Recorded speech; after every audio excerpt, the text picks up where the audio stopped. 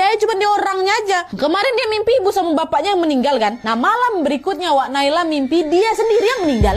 Nah besoknya lagi Wak dia lanjut mimpi adik-adiknya. Dia kan anak pertama tuh kan Wak. Setelah bapaknya, mamanya dia, besoknya dia mimpi adiknya yang kedua, which is anak ketiga nih. Terus dia mimpi anak keempat, mimpi anak kelima, meninggal. Sama juga Wak Naila ini akan terbangun dalam keadaan terkejut hingga bantalnya basah gegara air mata. Wah, terus Naila langsung bergegas ngecek ke kamar mereka dan memastikan apakah keluarganya itu masih bernafas. Mimpi menyeramkan yang terus berulang itu betul-betul membuat Naila ini ketakutan Wak. Saking takutnya sampai-sampai setiap kali si Naila ini lari ke kamar keluarganya buat ngecek mereka, dia sampai sering jatuh puntang-panting tuh Wak, gegara panik. Naila di situ heran, perasaan aku tiap kali mau tidur pasti baca doa, pasti cuci kaki aku, tapi kok masih mimpi kayak gitu terus ya. Nah akhirnya karena nggak tahan Wak Naila pun memilih untuk segera menceritakan hal itu ke bapak. Dengan ilmu yang dimilikinya, bapak ini memang bisa mengartikan mimpi Wak, kata Naila. Tapi kalau misalnya ternyata menurut bapak mimpi itu berarti buruk, biasanya bapak nggak akan memberitahukan arti dari mimpi itu. Jadi bapak ini memang lebih suka menceritakan hal yang baik-baik aja lah gitu Wak. Nah saat mendengar cerita tentang mimpinya Naila, bapak pun hanya menyuruh si Naila untuk banyak berdoa dan juga memperbanyak amal-amal ibadah aja. Dan respon dari bapaknya itu nggak begitu membuat si Naila ini puas Wak. Karena tentunya dia ini pengen dapat penjelasan yang lebih lagi kan. Apalagi di rangkaian mimpi yang menyeramkan itu ada satu hal janggal yang membuat perasaan Naila ini nggak tenang.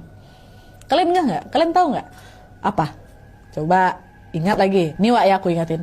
Dari sekian banyaknya anggota keluarga yang meninggal dalam mimpinya si Naila, tahu kan kalau hanya adik pertamanya atau anak keduanya yang bernama Randi ini nggak ada masuk dalam mimpinya si Naila. Nggak pernah dimimpikan sama Naila Wak. Naila pertama mimpi ibunya, bapaknya, dia, adiknya yang kedua. Ini kan adik yang pertama nih, adik yang kedua atau anak ketiga, anak keempat, anak kelima. Anak kedua atau adik pertama yang nggak pernah dimimpikan. Di situ agak ganjal si Naila, kok keskip nih satu. Nah meski Naila merasa heran Wak, dia lebih memilih untuk mencoba berpikir positif nih dan menuruti saran dari ayahnya untuk lebih banyak lagi beribadah.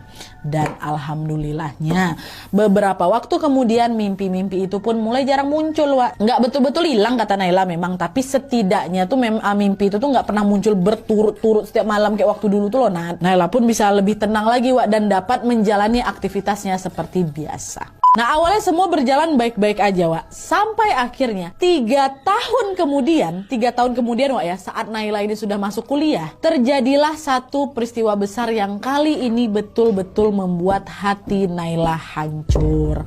Apa itu? Jadi ceritanya Wak, hari itu Naila ini lagi sibuk kali lah sama urusan kampus.